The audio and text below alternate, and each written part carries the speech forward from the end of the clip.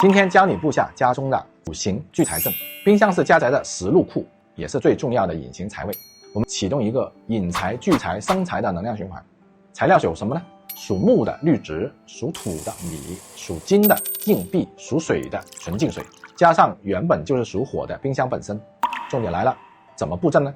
在冰箱的顶部，按照木生火，火生土，土生金，金生水的原理，将这些物品顺时针摆放，形成一个圆满的能量循环。这个阵法会持续将外界的能量转化为你家的固定资产。评论区留下财库丰盈，向宇宙下达你的丰盛订单。